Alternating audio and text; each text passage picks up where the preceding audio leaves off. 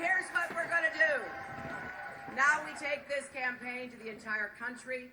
We're going to fight for every vote in every state. We're going to fight for real solutions that make a real difference in people's lives. You know, when I started this campaign last spring, I knew we were facing profound challenges as a country. The way too many things were going just wasn't right. It isn't right that the kids I met in Flint on Sunday were poisoned because their governor wanted to save money. It isn't right for a grandmother here in New Hampshire or anywhere else to have to choose between paying rent and buying medicine because a prescription drug company increased the price 4,000% overnight. And it isn't right that a cashier that I met here in New Hampshire's son is paid less than her son for doing the same work, even though she's been on the job for more years. Now, people have every right to be angry. But they're also hungry. They're hungry for solutions. What are we going to do? And that is the fight we're taking to the country. What is the best way to change people's lives so we can all grow together? Who is the best change maker? And here's what I promise. Here's what I promise. I will work harder than anyone to actually make the changes that make your lives better. In this campaign, you've heard a lot about Washington and about Wall Street. Now, Senator Sanders and I both want to get secret, unaccountable money out of politics. And let's remember, Citizens United, one of the worst Supreme Court decisions in our country's history, was actually a case about a right-wing attack on me and my campaign. A right-wing organization took aim at me and ended up damaging our entire democracy. So yes, you're not going to find anybody more committed to aggressive campaign finance reform than me.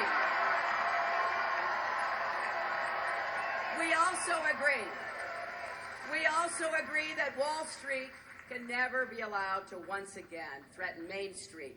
And I will fight to rein in Wall Street. And you know what? I know how to do it. So when I tell you, no bank could be too big to fail and no executive too powerful to jail, you can count on it. Now, the real differences in this race are truly over how do we create a future of prosperity, opportunity, and security for all of us.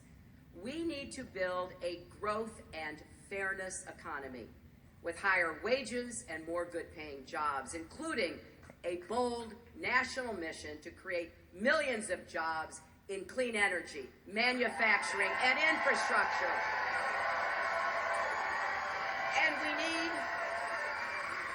we need to unleash again the innovation of our entrepreneurs and small businesses, make it easier for parents to balance work and family, close the loopholes in our tax code, crack down on corporations that game the system, stop other countries from taking advantage of us with unfair trade practices. But even all that is not enough.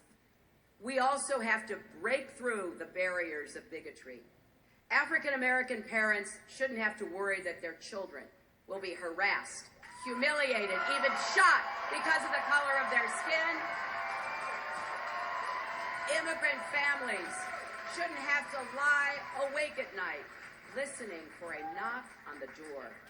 LGBT Americans shouldn't be fired from their jobs because of who they are or who they love. And let's finally deliver something long overdue, equal pay for women in this economy. So, here's how I see it. A president has to do all parts of the job for all Americans to make sure nothing holds you back. Not debt, not discrimination, not a deck that's always stacked, for those at the top. We need to break down those barriers and build ladders of opportunity for every person. That's how we will build a better tomorrow together. And that has been the cause and work of my life. You know, my family and my faith taught me a simple credo. Do all the good you can in all the ways you can for all the people you can.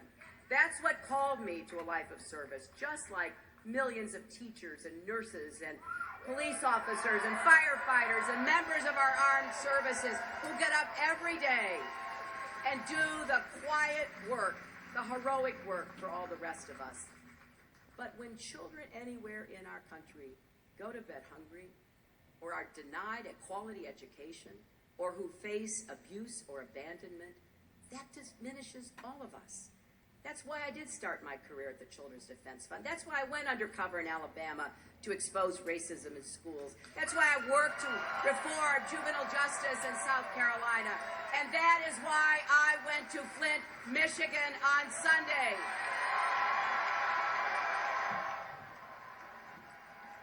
Folks, that is live picture of Hillary Clinton and what is now